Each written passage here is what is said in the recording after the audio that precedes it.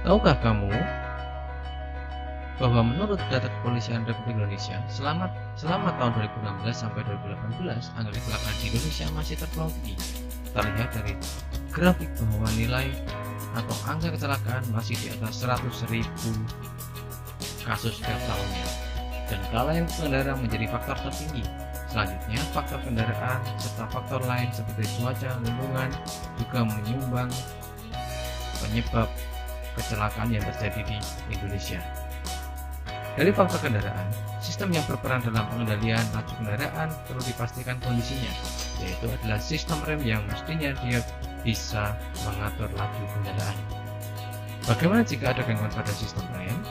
Seperti rem yang tidak bekerja dengan optimal, kemudian rem yang terasa berat, kemudian rem yang berbunyi ketika dioperasikan, serta rem yang harus mengocok ketika dioperasikan.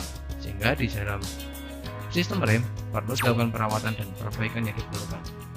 Yang pertama, pembersihan komponen, kemudian berikutnya adalah pemeriksaan komponen sistem rem, kemudian berikutnya adalah pengukuran komponen sistem rem, kemudian berikutnya adalah penggantian komponen yang dibutuhkan ketika pemeriksaan sistem rem, kemudian penyetelan sistem rem, kemudian berikutnya adalah melakukan bleeding sistem rem setelah dilakukan overhaul atau perbaikan, serta kemudian kinerja sistem rem.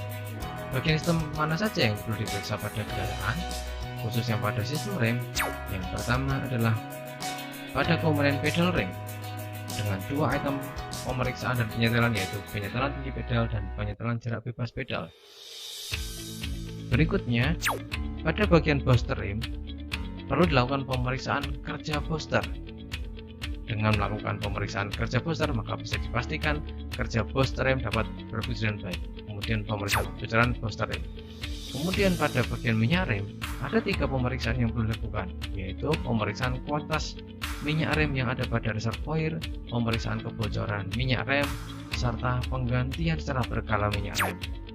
Kemudian pada bagian master cylinder rem perlu minimal dilakukan 2 pemeriksaan, yaitu pemeriksaan kebocoran master cylinder serta pemeriksaan tekanan output master cylinder rem. Berikutnya, pada disc brake unit perlu dilakukan 3 pemeriksaan, yaitu pemeriksaan visual kausan disc, pad, kaliper set, kemudian pengukuran ketebalan cakram, serta pengukuran keolengan cakram sistem rem. Pada bagian brake lines perlu dilakukan 2 pemeriksaan, yaitu pemeriksaan kebocoran minyak rem pada lines serta pemeriksaan kerusakan atau deformasi pada pipa dan selang rem. Pada drum brake unit atau rem tromol perlu dilakukan 4 item pemeriksaan, yaitu pembersihan secara periodik, kemudian pemeriksaan kausan dan diameter tromol sesuai dengan spek, kemudian pemeriksaan kausan dan pengukuran tebal kampas rem, serta penyetelan celah kampas dan tromol rem.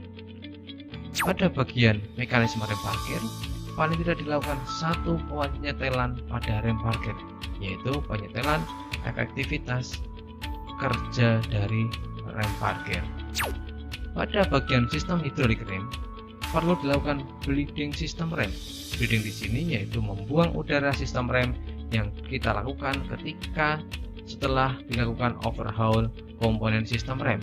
Bleeding dilakukan dari pertama adalah bagian master cylinder, kemudian setelah itu di bagian silinder terjauh sampai yang terdekat pada sistem rem. Dengan demikian, inilah pemeriksaan tentang sistem rem, dan pastikan sistem rem kendaraan Anda dalam kondisi yang